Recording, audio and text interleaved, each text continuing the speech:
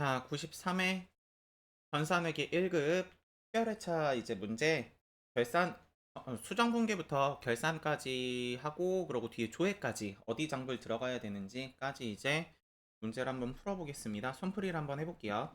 자, 1번서부터 갑니다. 대웅전자로부터 관리부서에서 사용할 컴퓨터를 구입했대요. 자, 그러고 지금 나온 게 종이세금 계산서네요. 그럼 전자가 없어요. 그죠?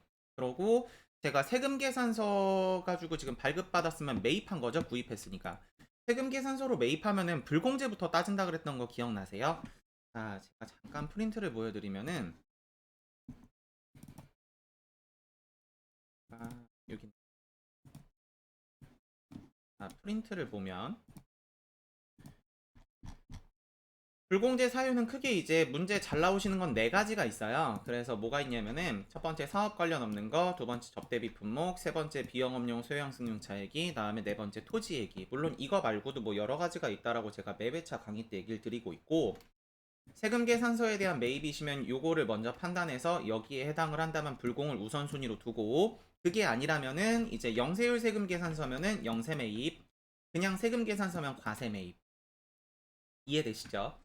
자, 그래서 우리 지금 나와 있으신 게 종이세금 계산서를 받았는데 관리부에서 사용할이에요. 그럼 이제 업무와 상관, 사업과 관련 없는 것도 아니고요. 접대비 품목도 아니고요. 자동차도 아니고요. 토지도 아니에요. 그러다 보니까 얘는 과세 매입이 될 거고요. 전자는 없죠. 자, 그러고 창을 조금 줄여서 볼게요. 자, 그러고 지금 이제 뭐가 있냐면은 대금은 한 달 뒤에 지급하기로 했어요. 그럼 결과적으로 돈을 지금 못 줬거든요. 근데 산 게 상품 제품 원재료가 아니에요. 되셨죠? 재고자산이 아니에요. 그러니까 그 외로 가셔야 되기 때문에 결과적으로 돈 못 준 건 미지급금이 됩니다. 이해되시죠? 그럼 이제 분계 유형 같은 경우는 지금 1대1 현금 거래로 이제 물건을 산 것도 아니고 상품 제품 원재료에 해당하는 외상 매출금, 외상 매입금도 아니고 카드 결제도 아니죠. 그러니까 혼합으로 가시면 돼요. 자, 그래서 혼합이시고요. 분계를 하시게 되면은 차변에 이제 컴퓨터 샀으니까 비품이겠죠. 그리고 금액은 얼마짜리냐면은 200만원짜리를 샀고요. 공급가액이 200만원. 다음 그러고 대변에 미지급금으로 대웅전자한테 돈을 줘야 되는데 얼마를 줘야 되냐면 220만원을 줘야 될 거고요. 하변에 과세 매입이니까 매입세액 달려야 되겠죠. 그래서 매입세액은 부가세 대급금이시죠. 그래서 20만원까지 갑니다. 그래서 요 분기 같은 경우는 지금 뭐가 어떻게 돼 있다가 안 나와 있어요. 그러니까 들어가셔서 대웅전자에 대해서 어떤 거를 이제 매입하시고 어떻게 회계 처리가 되는지 확인을 하시고 틀리신 부분을 다 고쳐 주셔야 될 것 같아요. 되셨죠? 다음 아래 갑니다. 자, 2번 보통예금 입금액 1025만 3,800원은 웅이의 외상매출금으로 회수 처리를 했대요. 그럼 이제 원래는 차변에 보통예금, 대변에 외상매출금, 웅이 이렇게 적혀 있었을 거예요. 이는 대한은행 정기예금이 만기가 돼서 보통예금으로 정산해서 입금받았습니다. 그럼 대변 자리가 외상매출금이 아니라 정기예금이 되시겠네요. 돈을 받은 이유가 외상매출금이 아니라 정기예금 때문에 받았다 그랬으니까. 그러고 정기예금에 대한 정산 내역의 원금은 1000만원이고 이자 수익이 30만원이신데 이자 수익에 대한 원천징수세액이 돼요. 지금은 선납세금이라고 나와 있는데 요거 이제 포인트를 잘 못 잡으시는 분. 선생님 언제는 원천징수가 나왔을 때 언제는 예수금이고 다음에 언제는 선납세금이에요. 이러시는 분들이 있는데 예수금 같은 경우는 이제 언제 쓰는 거냐면은 돈을 지급하는 자가 쓸 때 이제 예수금이라 보시면 돼요. 되셨죠? 나중에 원천징수 세금을 납부할 때 말고 실제로 돈을 받거나 줄 때 되셨죠? 그 당시 시점을 얘기하시는 거예요. 돈을 지급하는 자는 예수금이 되고 다음에 돈을 받는 사람 있죠? 수취하는 자는 선납세금이에요. 그래서 지금 같은 경우는 보통예금으로 돈이 입금됐죠. 그래서 선납세금인 거예요. 자산이라서. 돈을 먼저 낸 개념이시거든요. 그러고 만약에 이제 급여 같은 거 생각을 해보시게 되면은 보통 급여 분계는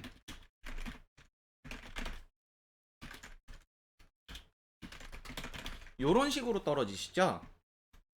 그래서 돈을 지급하는 자의 입장에서 회사가 월급을 주는 입장이니까 지급하는 자의 입장에서는 선수금 다시 예수금이라고 보시면 돼요. 되셨죠? 그래서 원천징수회의가 나왔다. 그럼 돈을 지급하는 자는 예수금, 돈을 수취한 자, 받는 자는 선납세금. 지금 같은 문제 선납세금. 자, 그러고 이게 이제 하시다 보면은 선생님 이거는 어디 거는 메인 매출 전표고 어디 거는 일반 전표 이렇게 구분 못 하시는 분들도 있는데 문제를 보셨을 때 원래는 이게 부가가치세 거래에 들어가는지 따지셔야 돼요. 재화의 공급, 용료의 공급, 재화의 수입에 해당하는 얘기인지 뭐 이런 식으로 따지셔야 되는데 그게 이제 어려우시니까 회계 1급 하시면서 그게 되게 어려워요. 그래서 저도 실제 예전에 공부할 때는 그걸 못했고 이 당시 급수할 때는 그래서 어떻게 생각을 하시면 되냐면은 세금 계산서 얘기가 나오거나 계산서 얘기가 나오거나 다음에 현금형 수증 얘기가 나오거나 카드형 수증 얘기가 나오시게 되면은 웬만하면 메인 매출 전표예요. 여기에도 예외가 있어요. 최근 시험이라 그러면 조금 이제 최근 시험 치고는 좀 됐는데 70몇 회 차인가에 현금형 수증이 나왔는데 일반 전표로 가는 예외가 있긴 했었거든요. 이제 그런 예외는 이제 뭐가 있냐면은 제가 한번 써볼까요? 또 얘기가 나왔으니까. 보통 일반적으로 원칙 세금 계산서나 아니면 계산서나 아니면은 현금형 수증 아니면 카드형 수증이 나오시면은 메인 매출 전표를 가시면 되고요. 보통 되셨죠? 근데 예외가 뭐가 있냐면은 현금형 수증이나 아니면 카드형 수증이 나왔는데 되셨죠? 저기에 세금 계산서가 섞여 있으시면 안 돼요. 현금형 수증이나 카드형 수증이 나왔는데 이게 만약에 불공제 사유예요. 되셨죠? 뭐 접대비를 지출했는데 카드로 긁었어요. 이런 것들. 그러면 예외적으로 일반 전표로 가요.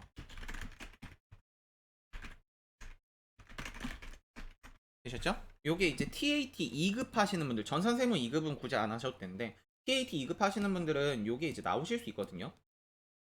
왜냐면 TAT 2급에 보시면은 신용카드 수취명세서 치는 장부가 있어요. 부가세 장부 중에. 거기에서 이제 메인 매출 쳐야 되는지 아니면 일반 전표 쳐야 되는지 구분해야 되는 문제가 있기 때문에 요런 이제 예외가 있기는 합니다. 근데 전산회계 1급으로는 제가 문제를 본 게 거의 40회차 정도서부터 제가 기출문제를 보기 시작을 했거든요. 40회, 30회 정도부터. 근데 그 뒤로 봤을 때 개인적으로 요 문제가 나온 적, 예외 문제가 나온 적은 몇 번 없었어요. 되셨죠? 그래서 보통 원칙으로 보시면 돼요. 지금 문제 같은 경우는 나와 있으신 게 세금 계산서 현금 영수증, 카드 영수증이 없죠. 일반 전표 분기예요. 되셨죠? 그리고 정상적인 이제 세법 지문으로 얘기를 드리면은 결과적으로 돈을 주고받은 거래거든요. 그러다 보니까 부가가치세법상의 돈은 부가가치세법상 재화로 안 봐요. 되셨죠? 뭐 선생님 현금을 지급하면서 상품 구입했으면 그거는 상품이 있으니까 재화의 공급인 거예요. 되셨죠? 근데 지금처럼 그냥 돈만 받았다가 해당되시게 되면은 재화의 공급으로 보지 않기 때문에 되셨죠? 과세거래에 들어가질 않습니다. 그래서 일반 전표예요. 근데 그게 어려우시면은 아래 필기로 되셨죠? 자, 그래서 일반 전표 분계고요. 분계를 한번 내볼게요. 조금 칸이 모자랄 것 같으니까 줄이고 내겠습니다. 그럼 차변에 보통 예금으로 지금 받으신 게 얼마를 받으셨다 그랬냐면은 1025만 3,800원을 받았대요. 그래서 1025만 3,800원. 다음 대변에 이게 왜 받았냐면은 정기예금으로 1000만원을 받았고요.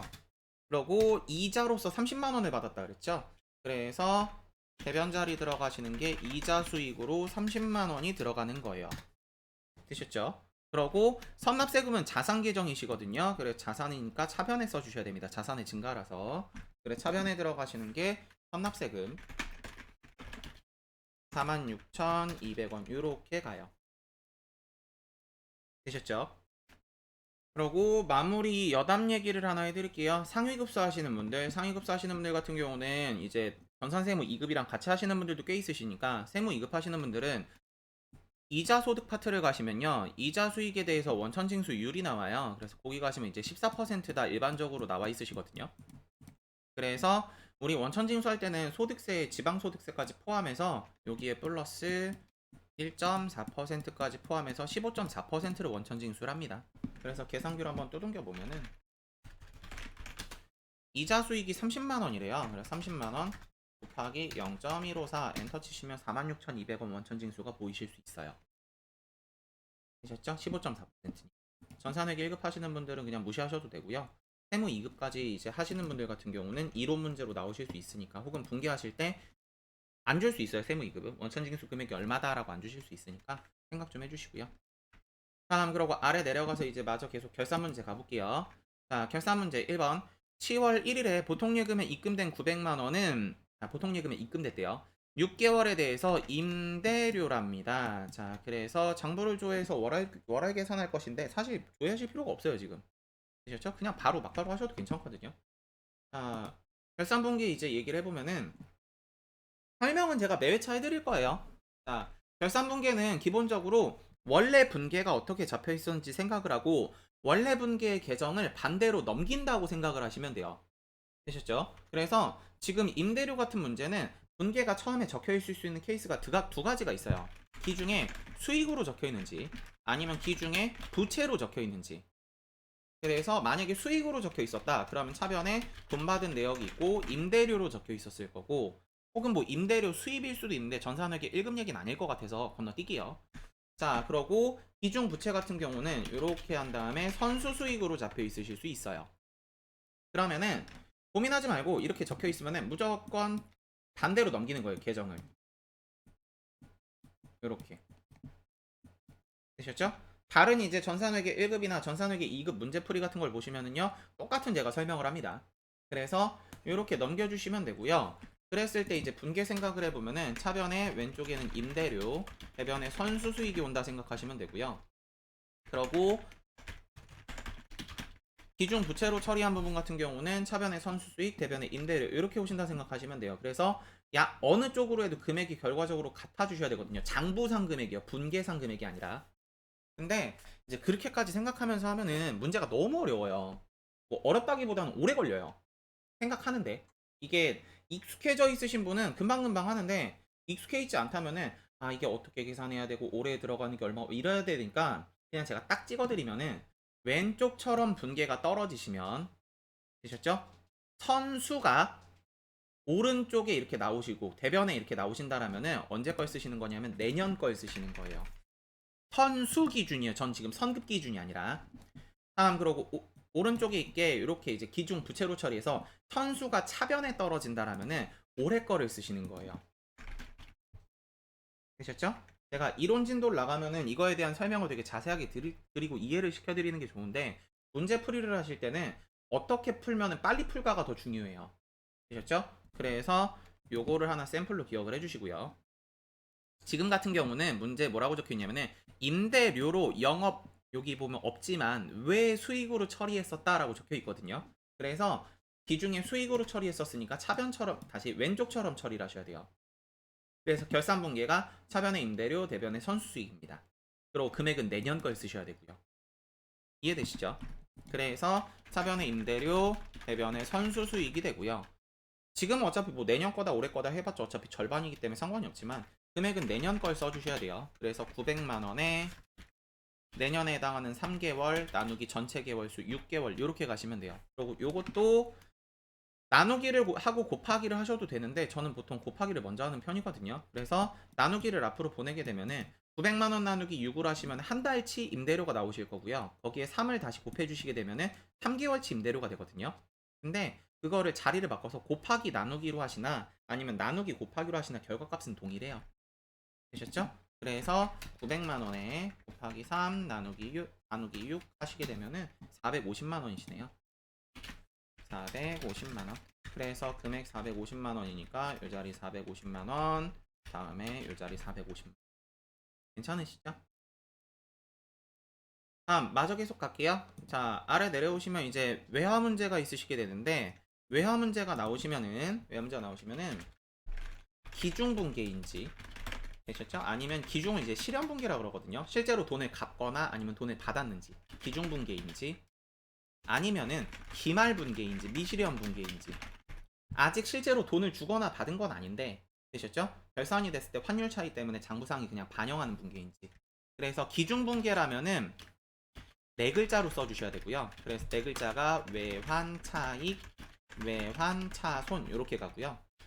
기말분계라면은 여섯 글자로 써줘요. 그래서 외화환산, 이익, 다음에 외화환산, 손실 이렇게 갑니다. 되셨죠? 필기가 필요하신 분들은 이제 필기 멈추면서 필기하시면서 쫓아오세요. 됐죠? 제가 이제 강의를 몇 번 찍다 보니까 앞에 거 이제 전산회계 2급 같은 경우 처음에 찍었을 때는 되게 길게 찍었는데 길게 찍으시면 루즈 하실 것 같더라고요. 그래서 조금 이제 빨리빨리 좀 진행을 할게요. 자, 그래서 지금 같은 경우는 결산 분기예요. 마지막 12월 31일 분기라서 아래에 있는 이제 6글자로 분기를 하셔야 됩니다. 그래서 외환산 손실이냐, 외환산 이익이냐 이렇게 가셔야 되고, 다음 그러고 지금 나와 있으신 게 푸시는 방법이 두 가지인데 계산하시는 건 뭐 여러 방법이 있으시니까 푸시는 방법이 두 가지신데 외상 매입금이 500만 원 있대요. 근데 이제 그게 미화가 처음에 이제 외상 매입금 발생할 당시 5,000달러짜리였대요. 그럼 요거를 나눠 보시게 되면은 나누기 5,000을 하시게 되면은 발생 당시에는 1달러에 1,000원이었던 거예요, 환율이. 근데 결산이 시점이 되니까 1달러에 1,100원이 됐죠. 그럼 100원만큼 증가했죠. 이해되세요? 그럼 뭐가 증가했냐? 외상매입금이 증가하셨죠? 그럼 거래 판료소에서 외상매입금의 부채의 증가, 외상매입금 부채니까 부채의 증가 같은 경우는 거래 판료소에서 아유, 깜질 안 열어가네요. 열어볼게요. 잠시만요. 깜질을 마저 계속 보면은 거래 판료소 못 외우신 분들이 있을까봐 제가 한번 열어드려요. 자, 거래 판료소를 보면은 부채의 증가는 대변이에요. 이해되시죠? 그래, 지금 같은 경우는 나와 있으신 게 외상 매입금이 늘어서 부채가 증가가 됐으니까 대변에 가시는 게 외상 매입금이시고요. 되셨죠? 그러고 차변에 오시는 거는 들어가시는 게 결과적으로 갚을 돈이 늘었으면 내 입장에선 안 좋겠죠? 그래서 외화 환산 손실입니다. 이해되시죠? 요거를 잡으실 때 이제 본인 편한 대로 잡으시는 게 좋은데 저는 보통 거래 판례소 가지고 자산이 늘었나 자산이 줄었나 부채가 늘었나 부채가 줄었나 요거 먼저 따지는 편이에요. 학생들한테. 되셨죠? 그래서 분계는 차변의 외화 환산 손실, 다음 대변의 외상 매입금. 외상 매입금은 부채 계정이니까 거래처 쓰셔야 되죠? 어디 거냐면은 미국 스마트사래요. 근데 지금 이제 얼마가 늘었냐면은 1달러에 1,100원이었는데 이게 다시 1달러에 1,000원이었는데 되셨죠? 결산 때 1,100원이 되는 바람에 100원이 늘었습니다가 되셔야 되고요. 다음에 얼마가 총 몇천 달러에 대해서 늘었는데요. 총 5천 달러에 대해서 늘었습니다가 되셔야 돼요. 그래서 100 곱하기 5천이 되셔서 50만 원이 됩니다. 되셨죠? 그래서 50만 원만큼 부채가 늘었습니다. 라고 적어주시면 되고요. 요거를 이제 어떻게 하셔도 괜찮냐면은 요 이제 결산 시 환율을 5천에다 곱해서 비교하셔도 똑같아요. 그래서 이렇게 곱하시게 되면은 나오시는 결과가 얼마 나오시냐면은 550만 원이시거든요. 그럼 이제 발생 당시 환율이 500만 원이시니까 결산 때 환율 다시 발생 당시 금액이 500만 원이니까 결산 때 외상 매입금 금액이 550만 원이 되려면 부채가 50만 원이 늘어야 되겠죠. 그렇게 바라보셔도 똑같은 문제예요. 되셨죠? 양쪽으로 푸실 수 있으셔야 돼요. 다음 또 갑니다. 자, 아래 갈게요. 자, 일반 기업 회계 기준에 따라서 퇴직급여 충당 부채를 설정하고 있다. 이와 관련된 자료는 다음과 같다라고 적혀 있죠. 퇴직급여 추계액이 있어요. 퇴직급여 추계액은 뭐냐면은 추계액은 우리 회사의 모든 직원이 퇴사했을 때 지급할 총 퇴직금이에요. 되셨죠? 우리 회사 모든 직원이 퇴사했을 때 지급할 총 퇴직금이거든요.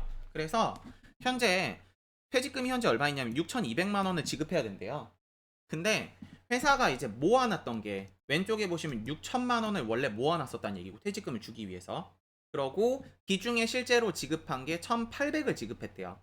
그러면 이렇게 빼보게 되면은 나오는 게 얼마 나오실 거냐면은 4,200만 원만큼 회사가 현재 퇴직금이 모여 있으실 거예요. 제조 부분께. 근데 결산돼서 생각해 보니까 지급할 퇴직금 총액이 6,200이니까 모자란 부분이 2,000이 모자라시죠. 그거를 이제 결산자료 입력에 쳐주셔야 돼요.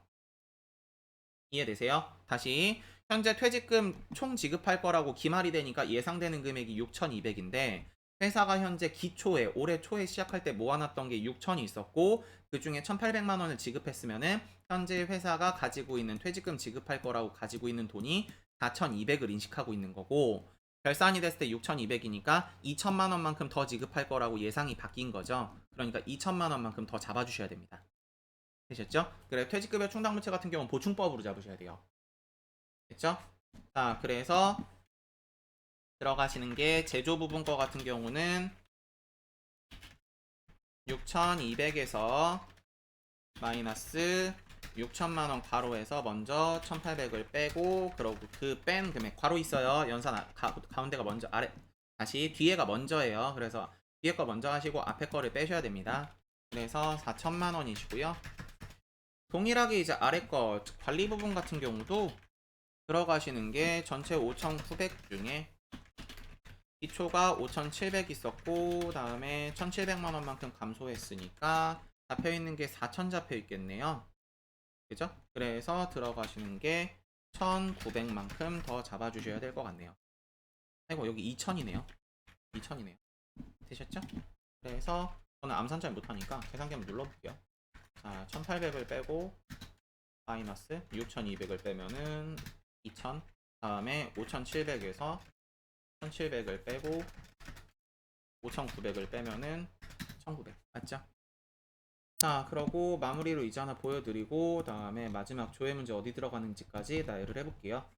그래서 마지막 이제 3번 같은 경우는 요 퇴직급여 문제는 분개를 안 내셔도 되는데, 여기에 이제 해당하시는 문제가 나오신다라면은 분개 안 내시고 결산자료 입력에 가서 입력 바로 하시면 돼요. 그리고 전표 추가까지 해주시고요. 그래서 퇴직급여 보이시죠? 마저 가겠습니다.